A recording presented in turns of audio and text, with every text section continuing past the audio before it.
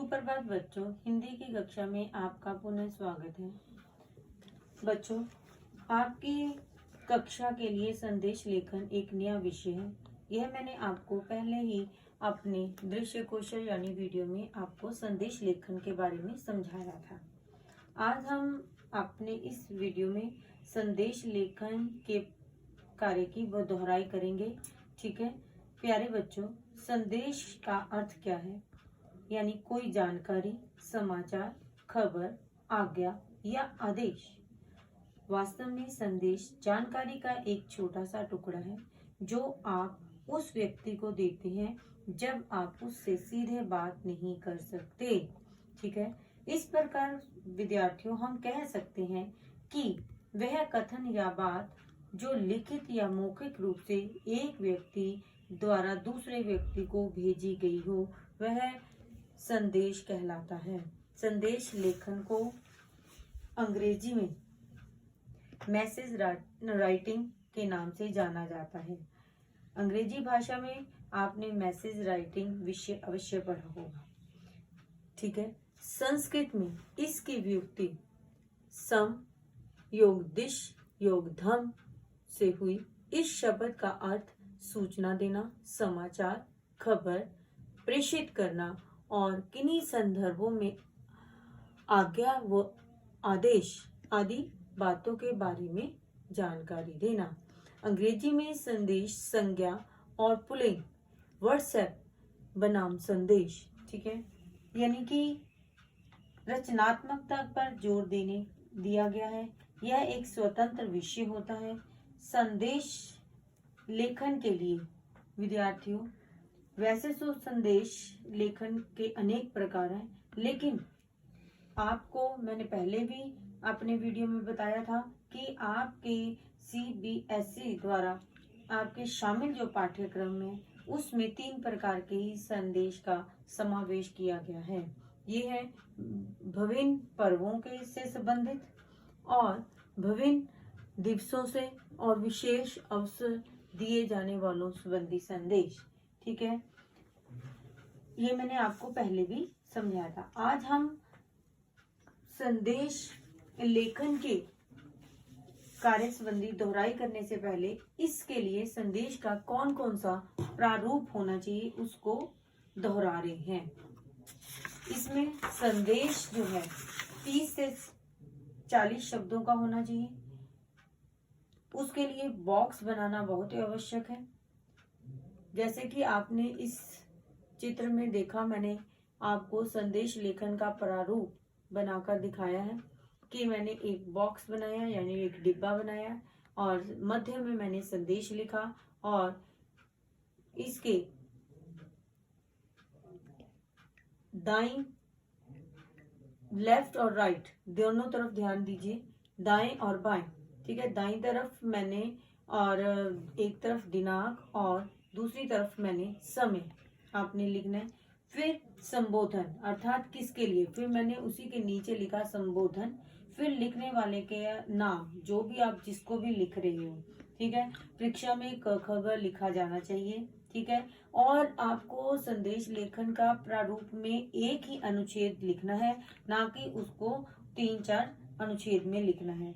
आपका जो संदेश है बच्चों वो अनौपचारिक व औपचारिकता विषय पे होना चाहिए। आपकी जो भाषा है वो सरल, सुगम, बोधगम्य और शब्दावली की वरीयता का होना बहुत जरूरी है। जितना आपका संदेश लेखन विद्यार्थियों सृजनात्मकता होगा उतना ही वो महत्व होगा। और आपने इसमें एक विशेष ध्यान रखनी है कि ये संक्षिप्त होना चाहिए। ठीक है, और इसमें आप कहीं कहीं भी चित्र या रंगों का प्रयोग भी अवश्य कर सकते हैं। ये जो मैंने आपको बताया कि संदेश जो है वो लिखने के लिए इन सब चीजों का आपको ध्यान देना बहुत जरूरी है। बच्चों, इसके साथ साथ मैं आपको ये बता दूं कि इसके लिए मैंने एक उदाहरण भी लिया है। वो इस पे चर्चा करने से पहले मैं आपको ये समझा दूं कि अक्सर बच्चे जो है संदेश और सूचना में लिखने में गलती कर देते हैं। इसलिए सूचना एक अलग विषय है और संदेश एक अलग विषय है। सूचना में जो है वो पूरी तरह से औपचारिक होते हैं, जबकि संदेश अनौपचारिक भी हो सकता है। यानी ये दोनों मैंने उसके प्रारूप में बताते हुए बताया था, ये अनौपचारिक और औपचारिकता दोनों ही तरह से हो सकती है।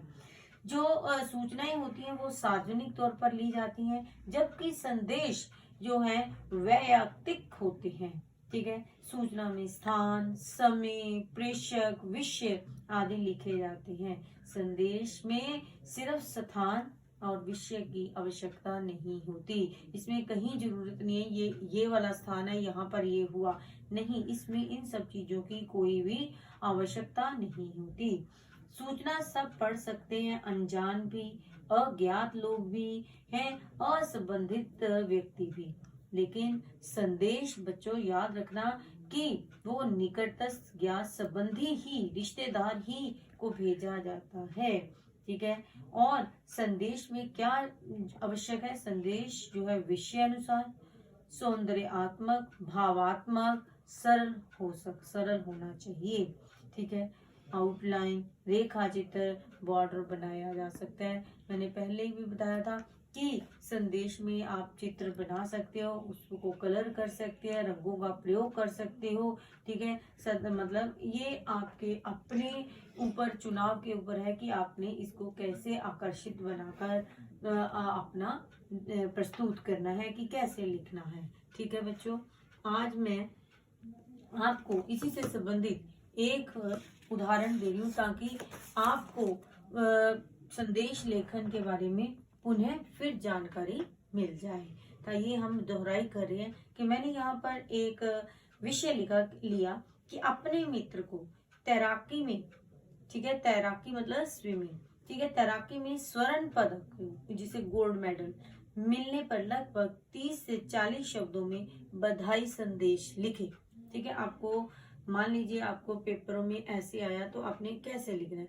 देखिए मैंने आपके सामने देखिए कि मैंने एक बॉक्स बनाया हुआ है, एक डिब्बा बनाया है, मध्य में मैंने लिखा संदेश, और एक तरफ राइट और लेफ्ट साइड देखिए। ठीक है, आपने देखा बाएं और दाएं। ठीक है, बाईं तरफ मैंने आपको लिखा कि आज की जो दिनांक है, ठीक है, 9 जून 2020। ठीक है, दूसरी तरफ मैंने लिखा समय। ठीक है, उसमें मैंने लिखा 9 बजे। ठीक है, अब मैंने बताया था कि संबोधन, हमने किसको संबोधन करना है। यहाँ पर मैंने लिखा प्रिय राहुल। ठीक है, फिर मैंने अब अनुच्छेद की तरह इसमें आगे लिखना शुरू किया।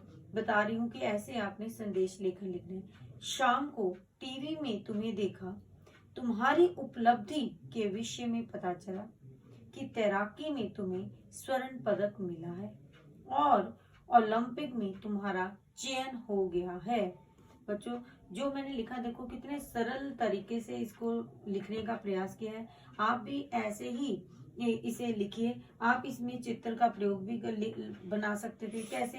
यहाँ पर आप कोई स्विमर का चित्र दिखा सकते थे या फिर गोल्ड मेडल का कुछ भी चित्र दिखा सकते थे।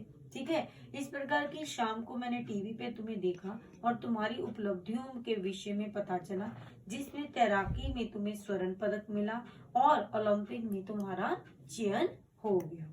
तुम्हारी मेहनत रंग लाई, आगे चलकर देश का नाम रोशन करोगे। मेरी बहुत बहुत शुभकामनाएं और बधाई। देखिए बच्चे, यहाँ पर ये मैंने इसको सरल तरीके से अपनी बात जो है अपने मित्र तक पहुंचाने के लिए ये संदेश लिखा।